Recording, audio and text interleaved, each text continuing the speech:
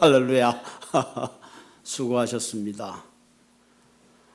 우리 하나님 말씀 로마서에 있는 말씀 보십시다. 로마서 4장 우리 1절에서 8절에 있는 말씀.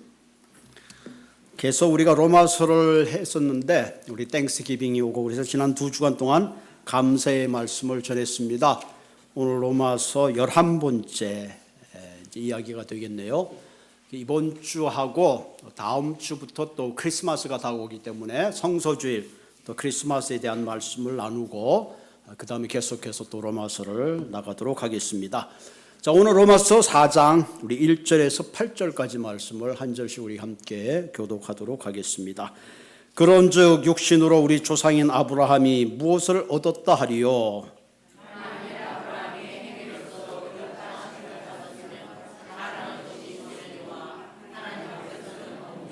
성경이 무엇을 말하느냐? 아브라함이 하나님을 믿음에 그것이 그에게 의로 여겨진 바 되었느니라.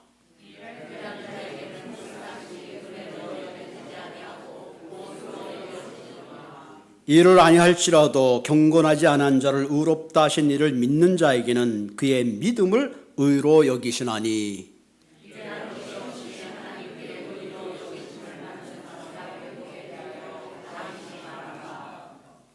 불법이 사함을 받고 죄가 가려짐을 받는 사람은 복이 있고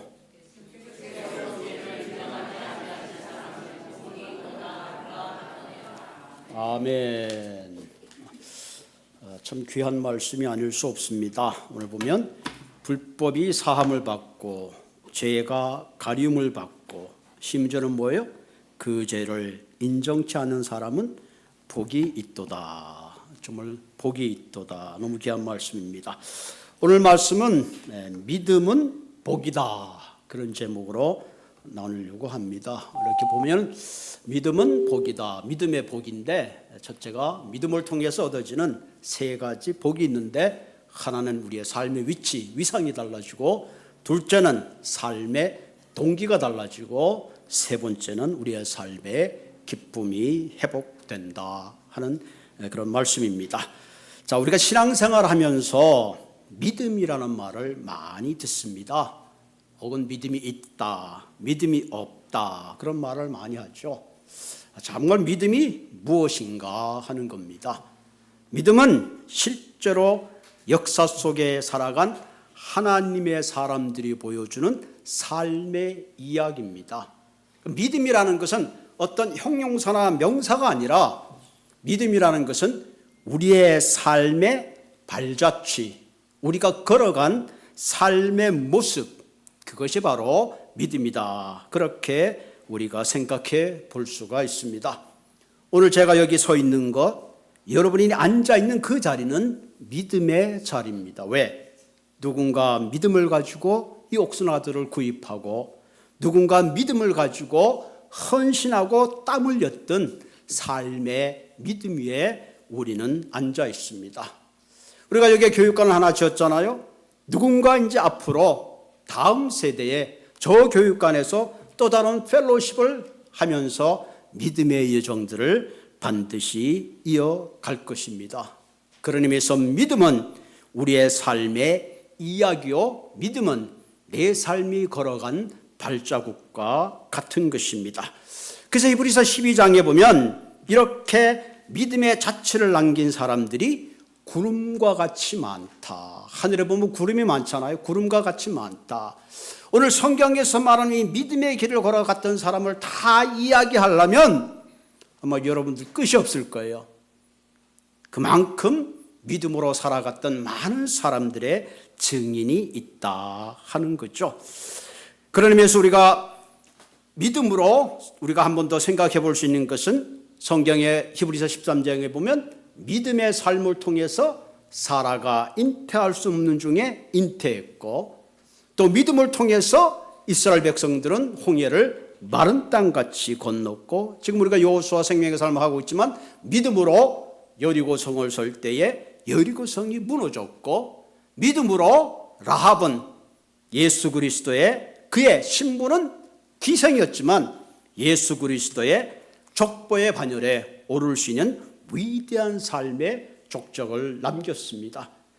그런 의미에서 믿음은 한마디로 우리의 삶의 자치가 되는 것입니다. 믿음을 통해서 복음은 흘러가고 복음이 흘러가는 곳에 생명의 열매가 꽃피우고 믿음이 흘러가는 곳에 예수의 향기를 통해서 온 인류의 구원의 아름다운 향기가 퍼져 나가는 것입니다. 그런 의미에서 오늘 이 아침에 물어야 될 질문은 정말로 내가 하는 모든 행동이 믿음의 자취를 남기고 있는가? 내가 예수를 5년, 10년, 20년 믿었다면 내 삶의 뒤안길에 솟아나는 것들이 과연 믿음이 꽃이 피고 열매가 피는 그런 삶을 살았는가? 누군가 내 삶의 믿음의 자취를 보면서 그 믿음의 자취를 따라올 만한 그런 길들을 우리가 만들고 있는가? 우리는 질문할 필요가 있습니다. 오늘 본문에 보면은 구름과 같은 증인 가운데 대표적인 두 사람을 바울은 소개하고 있습니다. 여러분, 바울은 그동안 믿음으로 의롭게 된다는 메시지를 계속 전해왔습니다. 우리가 하나님 앞에 의롭게 되는 것은 우리의 행위를 통해서 의롭게 되는 것이 아니라, 율법을 통해서 의롭게 되는 것이 아니라 믿음으로 의롭게 된다 그랬습니다. 그래서 바울은 이것을 증명하기 위해서 실제로 믿음의 삶을 살았던 수많은 사람들 가운데 대표적인 두 인물을 소개하고 있습니다. 그 중에 한 사람이 아브라함이죠. 그리고 또 한 사람은 다윗입니다. 여러분, 원래 이 아브라함은 이방의 신을 섬겼던 이방인과 같은 존재인데 하나님이 그를 불러서 갈대아 우르를 건너서 히브리 민족의 조상이 되게 했습니다.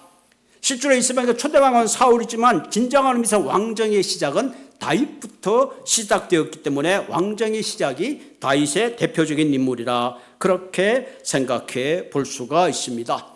이 아브라함과 다윗이 그들의 행위가 아닌 율법이 아닌 그들의 믿음으로 의롭게 된다는 것이 증명된다면 사울은 더 이상 말할 필요가 없다. 그런 의미에서 이 두 사람을 믿음의 증인으로 내세우고 있는 겁니다. 그럼 본문의 1절을 보면 그런즉 그동안 쭉 얘기를 한 거죠.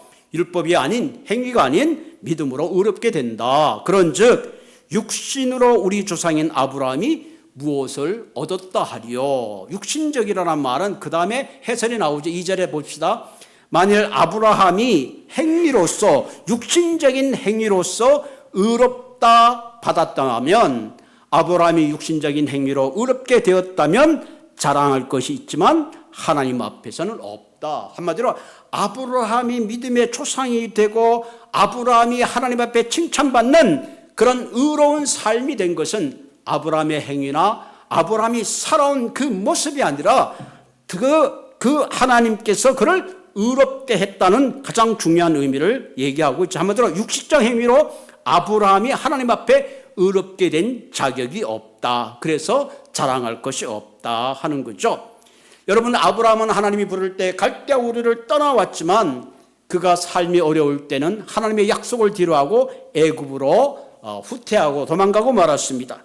심지어는 자신의 아내가 얼마나 아름다웠는지 치사하게 자기의 아내를 누이라고 속이는 2번이나 그런 일을 하고 말았습니다.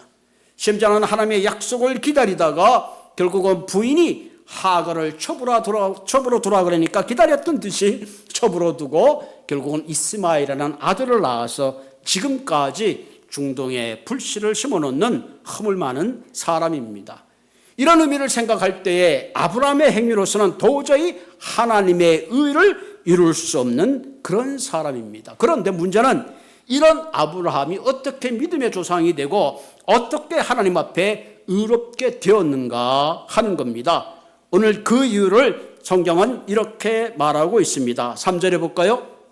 자, 성경이 말하는 거죠. 성경이 무엇을 말하느냐? 아브라함이 하나님을 믿음에 그것이 그에게 의로 여겨졌다. 아브라함의 행동을 봤을 때는 하나님 앞에 의로운 것이 하나도 없었는데 문제는 뭐예요? 하나님을 믿는 그 믿음 때문에 하나님이 그를 의롭게 여겼다 하는 겁니다. 자, 그럼 여기서 그 믿음의 내용이 뭔가, 아브라함이 어떤 내용을 믿었기에 하나님께서 아브라함을 의롭게 여겨줬는가, 그 믿음의 내용들이 사실 창세기 15장에 나와 있습니다. 하나님께서 아브라함에게 나타났을 때에 아브라함에게는 자식이 없었습니다. 그의 나이가 75세고 부인이 65세입니다. 그래서 아브라함이 하나님께 말하면, 하나님 왜 내게 자손을 주지 않습니까? 내게 자손이 없으니 내 집에서 길르는 엘리에셀이라는 종이 있는데 그 종이 내 삶의 후계를 이을 자식이 되지 않겠습니까? 그렇게 말합니다. 그때 하나님께서 말합니다. 아니다. 엘리에셀이 너의 자손이 되는 것과 너의 상속자가 되는 것이 아니라 내 몸에서 난 자가 반드시 너의 진정한 상속자가 될 것이다. 그렇게 말하는 거죠. 그때 아브라함은 긴가민가합니다. 이미 단산의 몸이요 도저히 더 이상 자손을 생산할 수 없는 그런 처지에 있기 때문에 아마 굉장히 난감했을 겁니다. 그때 창세기 15장 6절에 보면 하나님께서 아브라함을 문 밖으로 끌고 내서 하늘을 바라보게 합니다. 하늘에 찬란한 별들이 얼마나 많은지 그때 하나님께서 아브라함에게, 아브라함아 저 하늘의 별을 봐라. 너의 자손이 이와 같이 번성하고 많아질 것이다. 그렇게 말합니다. 그때 창세기 15장 6절의 말씀을 바울은 그대로 인용한 말씀이 이겁니다. 아브라함이 여호와를 믿으니 여호와께서 이를 그의 의로 여기시고. 이 말은 뭐예요? 아브라함에게 자식이 한 명도 없고 더 이상 아이를 낳을 수 있는 힘도 없는데 하늘의 별을 보면서 하나님께서 너의 자손이 이와 같이 많을 것이라는 그 하나님의 말씀을 믿고 신뢰했더라 하는 겁니다. 이것이 대단한 거죠. 다시 말하면 아브라함의 행위가 중요한 것이나 하나님의 약속의 말씀을 믿음으로 그는 의롭게 여김을 받았다 하는 거죠. 실제로 아브라함은 100세에 하나님이 약속한 대로 이삭을 얻게 되고 결국은 이 이삭을 통해서 하늘의 무별과 같이 온 인류의 초상이 되는 위대한 일들을 감당하게 된 거죠. 우리도 이런 아브라함의 믿음이 필요합니다. 이런 믿음이 있을 때에 실제로 놀라운 변화가 일어나고 믿음의 열매를 맺히게 되고 믿음의 위대한 자취를 남기게 되는 거죠. 성경에 보면 믿음이 없이는 하나님을 기쁘게 못한다 그랬습니다. 믿음은 반드시 하나님이 상 주시는 것을 믿는 것입니다. 그럼 우리가 하나님이 기뻐하는 믿음을 소유하기 위해서 어떻게 해야 되는가? 또 하나님이 주신 이런 믿음의 복을 통해서 우리에게 어떤 세 가지의 축복이 우리에게 다가오는가 하는 겁니다. 첫째는 우리가 믿음을 소유하게 될 때는 삶의 위치가 달라진다. 내 삶의 위상이 달라집니다. 믿음을 소유하기 전에는 아브라함이라는 이름이었고 믿음을 소유한 자는 아브라함입니다. 이름이 바뀌었어요. 이 아브라함의 뜻은 존귀한 자, 한 족장의 아버지였다면 아브라함이 하나님을 믿을 때에 하나님께서 그의 이름을 바꾸어 주셨는데 그의 이름을 아브라함이라 바꿔줬습니다. 이 말은 뭐예요? 열방의 아버지, 모든 민족의 아버지. 여러분, 족장의 아버지와 모든 열방의 아버지는 인간적인 차원의 그 위치가 상상하지 못하는 완전히 체인지된 달라진 위상을 말하고 있습니다. 여러분, 우리가 예수를 믿기 전에는 우리가 뭐죠? 하나님의 심판의 대상이었습니다. 진노였습니다. 그러나 우리가 예수를 믿은 이후에는 더 이상 진노의 자식이 아닌 영원한 천국의 백성, 상속자 하나님의 자녀가 된 거죠. 우리의 삶의 위치가 달라도 너무 달라진 것입니다. 그런 의미에서 우리가 예수를 안에 있느냐, 예수 밖에 있느냐 하는 것은 대단히 중요한 거죠. 이 말은 뭐예요? 내가 믿음을 소유하느냐 안 하느냐에 달려 있는 거죠. 아브라함이 여호와를 믿음에라는 내용을 갈라디아서는 이렇게 풀어서 기록하고 있습니다. 갈라디아서 3장 16절 이 약속들이라는 건 뭐예요? 하나님께서 아브라함에게 하신 약속들은 그 말이죠. 이 약속들은 아브라함과 그 자손에게 말씀하신 것인데 여럿을 가르쳐 그 자손이라 하지 아니하시고 오직 한 사람을 가르쳐 내 자손이라 하였으니 곧 그리스도라. 이 갈라디아서는 그 하나님께서 하늘의 목표를 보여주면서 아브라함에게 했던 그 약속은 그 한 자손이 바로 누구냐? 앞으로 장차 오실 예수 그리스도의 메시아의 예표다 하는 것을 말씀하고 있는 거죠. 그런 의미에서 아브라함이 자신의 종 엘리에셀이 상속자가 되는 것이 아니라 하나님의 약속을 따라 반드시 한 사람의 그리스도 예수를 통해서 온 인류의 위대한 상속자가 될 것을 미리 말씀하신 것이요, 동시에 장차 메시아가 오실 것을 가르쳐 말씀하신 거죠. 그러니까 그날 밤에 아브라함이 하늘을 별을 보고 믿었던 것은 뭐예요? 장차 오실 9월의 메시아의 약속을 믿은 것입니다. 이것이 아브라함이 하나님을 믿었던 믿음의 본질적 근거가 되고, 그 본질적 근거 때문에 하나님께서 아브라함이 하나님을 믿음에 그를 의롭게 여기신 것입니다. 그렇다면 오늘도 동일하게 우리가 의롭게 될 수 있는 본질적 근거는 바로 그리스도 예수입니다. 예수 그리스도를 믿음으로 우리는 하나님의 밖에 있던 사람들이 그리스도 안에 들어오게 되고 구원을 얻게 되고 영생의 복을 누리게 되는 거죠. 이런 의미에서 구약의 믿음과 신약의 믿음은 본질적으로 같은 것이죠. 아브라함이 하나님의 약속을 믿을 때에 의롭게 되었다면 우리가 그리스도 예수를 믿을 때에 하나님께서 우리를 의롭게 여겨주시는 것입니다. 아멘. 아브라함이 하나님을 믿을 때에 하나님 안에 들어왔다면 우리가 예수를 믿을 때에 그리스도 예수 안에 들어오는 것입니다. 그래서 의로운 존재가 되는 겁니다. 그래서 하나님께서 아브라함에게 약속을 하셨죠. 그 징표로 3년 된 짐승과 비둘기를 갈라서 그 가운데로 지나게 하고 피의 언약을 맺습니다. 동일하게 그리스도 예수도 십자가에서 그리스도 예수의 피 흘림을 통해서 우리와 피의 언약을 맺는 거죠. 뭐요? 이제 너와 나는 하나님의 자녀 그리스도 안에 들어왔다는 것을 징표로 우리에게 말씀하시는 겁니다. 우리가 세상에 많은 것을 가지고 세상에 많은 것을 성취한다 할지라도 내 삶이 그리스도에 밖에 있으면 아무 소용이 없습니다. 왜? 그리스도 안에는, 그 안에는 참된 생명과 축복과 구원과 영생이 그리스도 안에 있기 때문에 그렇습니다. 그래서 에베소서 1장 3절에 보면 굉장히 귀한 말씀을 하고 있습니다. 찬송하리로다 하나님 곧 우리 주 예수 그리스도 아버지께서 그리스도 안에 하늘에 속한 모든 신령한 복을 그리스도 안에 있는 거죠.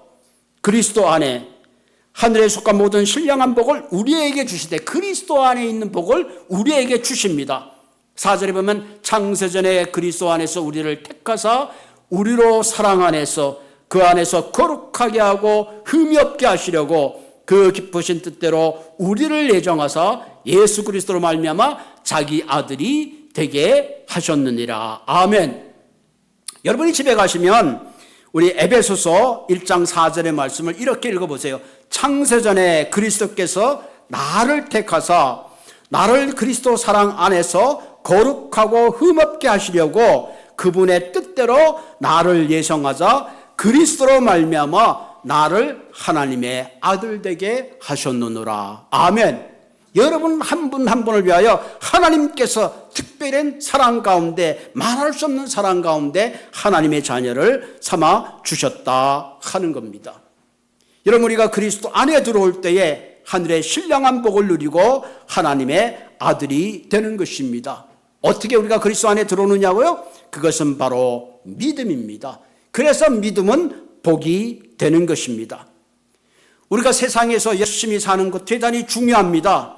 그러나 더 중요한 것은 우리가 그리스도 안에서 아름다운 열매를 맺는 삶을 살 때에 우리의 삶의 열매가 극대화될 수 있고 믿음이라는 아름다운 귀한 족적을 남길 수가 있는 것입니다. 그러나 만일 우리가 그리스도 밖에 있으면 삶의 의미를 잃어버리고 참된 생명과 축복을 누리지 못하는 것입니다. 그런 의미에서 믿음은 우리로 하여금 그리스도 안에 들어오게 하고 우리의 삶의 위상을 변하게 하며 원수였던 우리들이 하나님의 아들이 되는 위대한 삶의 위상으로 체인징 되는 것입니다.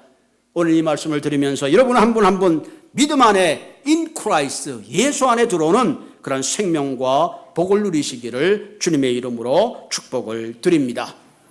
두 번째, 우리가 믿음은 복이라 그랬는데 어떤 복이냐? 첫 번째는 우리의 삶의 위상을 높여준다면, 두 번째는 믿음은 우리의 삶의 동기가 달라지게 합니다. 보상을 바라던 인생이 은혜 가운데 살게 되고, 왜? 내가 의로운 행위로 말미암아 의롭게 된 것이 아니라 믿음으로 의롭게 되었기 때문에, 내가 구원받고 하나님의 자녀가 된 것은 나의 의로운 행위나 윤리나 도덕적인 선행 때문에 되는 것이 아니라 그리스도를 믿음으로 의롭게 된다는 은혜를 깨닫게 되면 내 삶의 동기가 달라집니다. 보상을 바라는 사람이 아니라 하나님의 은혜에 감격해서 달려가게 된다는 사실입니다. 본문 4절을 볼까요? 자, 일하는 자에게는, 같이 읽읍시다. 가만히 들으면 좀 심심하니까. 4절 시작. 일하는 자에게는 그 싹이 은혜로 여기지 아니하고 보수로 여겨지거니와 일을 아니할지라도 경건한 채 아니한 자를 의롭다 하시는 이를 믿는 자에게는 그의 믿음을 의롭게 여기신다. 굉장한 말이죠. 자, 여러분, 우리가 일을 하게 되면 그 대가를 받습니다. 내가 열심히 일을 해서 내가 대가를 받을 때에 그것을 은혜로 생각하는 사람은 없습니다. 내가 땀 흘렸으니까 당연히 받아야 될 것을 받는 거죠. 반대로 내가 대가를 반드시 받지 못하면 오히려 소송을 해서라도 자기의 대가를 챙기려고 하는 겁니다. 그런데 반대로 내가 일도 하지 않고 빈둥빈둥 놀았는데도 불구하고 내게 보상을 준다면 그것은 너무나 황당하고도 너무나 큰 은혜죠. 황송한 은혜가 아닐 수 없죠. 오늘 본문은 우리가 전혀 의로운 행동을 하지 않고 하나님 보실 때도 전혀 경건하지 않았어요. 그럼에도 불구하고 하나님 자신을 믿는 그 믿음 때문에, 그것 때문에 우리를 의롭게 여겨주신다는 그 은혜야말로 실로 놀라운 은혜가 아닐 수가 없는 거죠. 여기 있는 저와 모든 여러분들을 포함해서 한번 생각해 보십시다.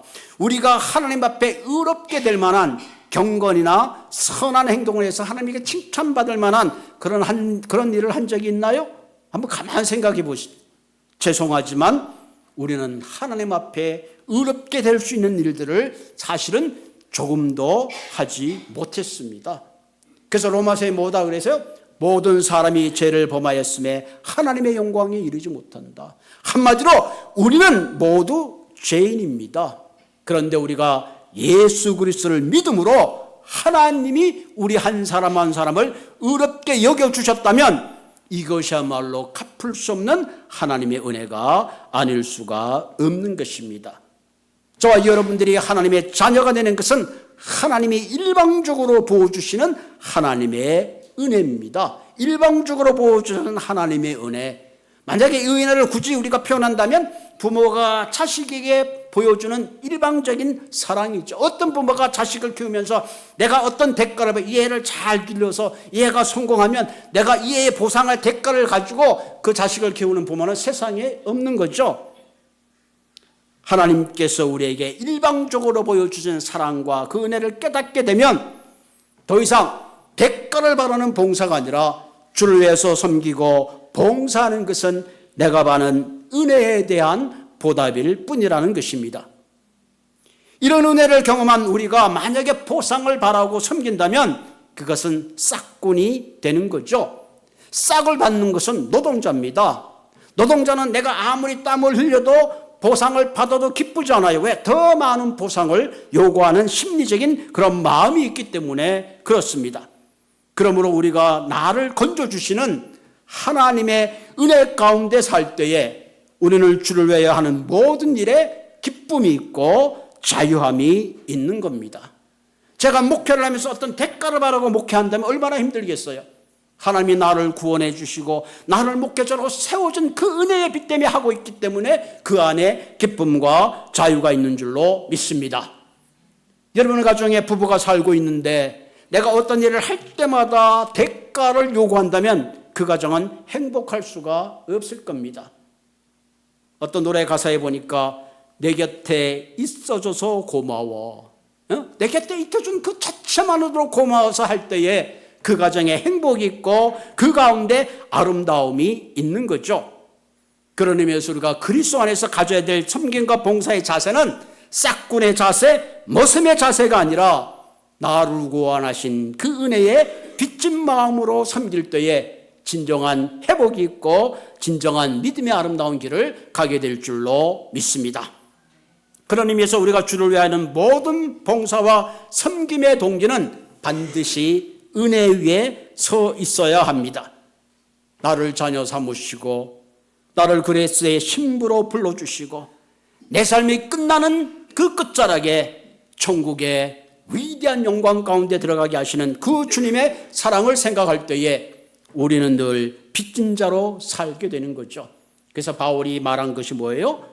사랑의 빚진 자로 살 때에 우리는 믿음의 열매를 누리게 되는 것입니다. 그러므로 우리가 믿음을 소유하게 될 때에 우리의 삶의 위상이 달라지고, 둘째는 우리가 믿음을 소유하게 될 때에 삶의 동기가 달라지는 것입니다. 세 번째로 중요한 것은 우리가 믿음을 소유할 때 믿음이 주시는 복은 뭐냐? 우리의 삶의 기쁨을 회복해 주십니다. 여러분, 지난주에 우리가 추수감사절을 맞아서 감사가 환경에게, 그죠? 우리 환경이 어떠하든지 우리가 감사하게 될 때에 진정 모든 환경을 초월해서 자족한 마음을 가질 수 있다 그랬죠. 그러기 위해서는 세 가지가 필요하다 그랬죠. 먼저 첫째가 우리의 관점이 달라져야 된다. 생각이 달라져야 된다. 두 번째는 뭐라 그랬죠? 작은 것부터 감사해야 된다. 세 번째가 뭐죠? 하나님의 은혜를 잊지 말고 기억할 때에 감사하게 된다. 지난주에 들었던 설교지만 까마득하게 제목보다 설교 기억이 안 나니까 참 감사합니다. 어쨌든 anyway 그 바울이 말하는 범사에 감사라는 본질적인 내용도 가만히 들어보면 그 안에 뭐가 있어요? 믿음이라는 본질이 있는 거죠. 믿음이라는 본질이 있습니다. 그런데 만약에 우리가 항상 감사하지 못하고 기쁨과 자유를 누리지 못하는 그 이유가 무엇일까요? 성경은 그것이 우리 안에 죄라는 질병이 있기 때문에 그렇습니다. 여러분, 내 안에 있는 죄성을 처리하지 않고는 주님이 주시는 참된 평안도 기쁨도 누릴 수가 없습니다. 오늘 본문에 보면 아브라함이 하나님의 약속을 믿을 때 그를 의로 여겼다면, 오늘 두 번째 인물인 다윗은 하나님의 말씀을 믿고 의로 여길 뿐만 아니라 다윗은 자신의 죄를 하나님께 용서받을 것을 믿을 때에 그가 의롭게 되었음을 선언하고 있습니다. 자, 본문 6절 한번 보면 다윗의 믿음의 케이스는 또 아브라함과 약간 좀 달라. 6절에 보면 일한 것이 없이 하나님께 의로 여기심 받은 사람은 사람의 복에 대하여 다윗이 말한 바, 일한 것 없이 하나님께 의롭게, 아브라함 얘기나 우리 모두를 포함하고 있는 거겠죠. 그 다음에 같이 읽읍시다. 시작. 불법이 사함을 받고 죄가 가림을 받는 사람은 복이 있고 주께서 그 죄를 인정하지 않으실 때에 사람은 복이 있도다. 굉장히 중요한 얘기는 한데, 불법이 사함을 받고 죄가 가림을 받고 그런 사람은 복이 있는데, 더 놀라운 것은 뭐예요? 주께서 그 죄를 인정하지 않는다는 거예요. 인정하지 않는 자는 복이 있도다. 여러분, 이 말은 시편 32편에 다윗이 범죄하고 하나님 앞에 회개하고 자복하면서 고백한 것입니다. 여러분, 아브라함에게도 허물이 있었지만 다윗은 더 많은 허물이 하나님 앞에 큰 죄를 지었습니다. 아브라함이 하나님의 말씀을 믿음으로 의롭게 되었다면 다윗은 자신의 죄를 하나님께 고백함으로 용서받음으로 의롭게 된 대표적인 인물입니다.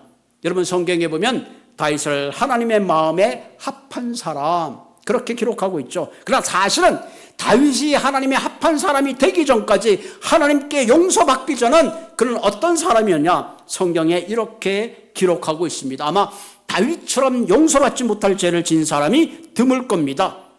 다윗은 간음한 사람이죠. 다윗은 살인자입니다.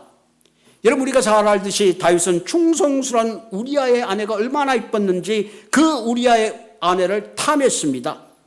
그리고 그것을 은폐하기 위하여 자신을 위하여 충성했던 우리아를 전쟁의 프론트라인에 세워서 의도적으로 그를 죽였습니다. 그리고 그 부인을 취해 왔어요. 자, 이런 사람을 여러분 용서해 줄 수 있겠어요? 용서해 줄 수 있는 사람? 말도 안 돼. 만약에 프론트 라인에서 전쟁에 죽었던 우리아가 이 사실을 안다면 우리아가 다윗을 용서해 줄 수 있겠어요? 절대로 용서가 안 됩니다. 세상에 이렇게 나쁜 놈이 있을 수가 있느냐? 그런데 하나님은 다윗을 용서해 주었습니다. 하나님은 다윗을 용서해 주었어요. 그래서 다윗이 고백한 게 오늘 7절에면 다윗의 불법 남의 아내를 탐했는데 그걸 용서해 준 거예요. 자신의 충성된 그 종을 전쟁의 프론트라인에서 일부러 죽게 했는데 그 살인죄를 하나님께서 덮어 주었어요. 더 놀라운 건 뭐예요? 그 죄를 인정조차 하지 않았다 하는 겁니다. 하나님의 이런 용서를 받은 사람이야말로 가장 복된 자라 그렇게 기록하고 있습니다. 그럼 그 당시 다윗의 마음은 어땠을까요? 남의 아내를 취하고 자신의 충성된 보를 전쟁에서 죽게 한 이후로 다윗은 죄책감에 밤잠을 잘 수가 없었습니다. 성경에 보면 그의 뼈는 마를라갔고 그의 온몸에 진액이 빠져 여름에 땅이 갈라지듯 감과 같이 인생은 시들어가고 말라갔습니다. 그때 다윗이 하나님 앞에 자신의 죄를 하나하나 고백하기 시작했습니다. 하나님, 나 이런 사람입니다. 하나님, 나는 살인자입니다. 나는 십계명을 어겼습니다. 나는 간음했습니다. 나는 추악한 사람입니다. 나보다 더한 죄인이 어디 있겠습니까? 하고 하나님 앞에 눈물로 호소하며 하나하나 자신의 죄를 펼쳐놓기 시작했습니다. 그때 하나님께서 다윗을 용서하여 주시고 다윗의 죄를 인정하지 않았습니다. 하나님만이 우리의 지은 불법과 간음과 살인과 온갖 죄를 용서할 수 있습니다. 우리 가운데 하나님 앞에 죄 없는 사람이 있을까요? 다만 드러나지 않을 뿐입니다. 로마에서 보면 우리 안에 있는 죄를 이렇게 나열하고 있습니다. 불의, 추악, 탐욕, 악의, 시기, 분쟁, 살인, 교만, 비방, 무정, 무자비한 자라. 이런 죄의 뿌리들을 우리는 가슴에 안고 있기 때문에 기쁨을 잃어버리고 이런 죄 때문에 우리는 사망을 향하여 달려가고 있는 것입니다. 이런 죄를 해결하기 위해서 예수 그리스도가 바로 이 땅에 오신 것입니다.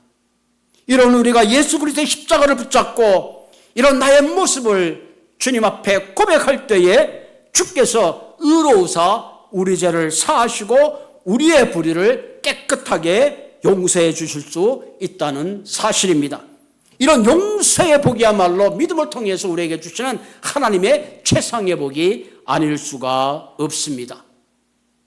죄를 해결하는 길은 믿음으로 십자가를 붙들고 토설하고 고백하는 것입니다. 그리스도의 보혈만이 우리 죄를 씻어주시고 가리워 주시고 용서하여 주시고 의롭게 해 줄 수 있는 것입니다. 만일 우리가 죄가 없이 완전하다면 굳이 예수님이 이 땅에 오실 필요가 없습니다. 죄는 내가 노력한다고 신음한다고 해결되지 않아요. 많은 사람이 죄의 무게가 무거워서 자신의 목숨을 끊는다고 죄의 문제가 해결되지 않습니다. 우리의 죄는 바로 이 십자가 앞에 나의 죄를 낱낱이 고하고 하나님 앞에 용서를 구할 때에 오늘 본문처럼 하나님께서 우리의 죄를 가리워 주시고 우리의 죄를 인정하지 아니하시고 동에서 서가 먼 것처럼 잊어버리시는 줄로 믿습니다. 아멘. 이것이 예수 믿을 때 우리에게 주신 하나님의 가장 큰 은혜입니다. 아마 이런 은혜가 없다면 저도 여기서 말씀을 전할 수도 없고 여러분들도 이런 은혜가 없다면 이 땅을 아마 어쩌면 살아가지 못하는 그런 존재일 수도 있는지 모르겠습니다. 우리가 믿음을 가지게 될 때 주는 믿음의 축복은 첫째로 우리의 삶의 위상이 달라집니다. 저주의 자녀였던 심판의 대상이었던 우리가 하나님의 거룩한 신부가 되고 자녀가 되고 천국의 위대한 상속자로 변하게 됩니다. 그리스도의 십자가의 은혜를 믿고 났더니 이제는 내가 예수를 믿고 섬기고 봉사하는 것이 어떤 대가를 위한 것이 아니라 나를 구원하신 하나님의 은혜의 빚진 자로 살아가게 되는 것입니다. 그리고 맨 마지막으로는 그 어떤 죄도 해결할 수 없는, 내 힘으로 감당할 수 없는 죄짐을 주님께서 끊어주시고 나의 모든 죄를 주님 앞에 고백할 때에 주님께서 나를 용서해 줄 뿐만 아니라 나의 모든 죄를 인정하지 아니하시고 용서해 주심으로 모든 죄책감에서 자유케 하여 주시고 진정 그리스도 안에서 참된 기쁨을 회복하게 하시는 것입니다. 오늘 이 아침에 여러분 한 분 한 분 이 믿음을 통하여 그리스도 안에 들어와서 참된 삶의 기쁨을 회복하시기를 바랍니다.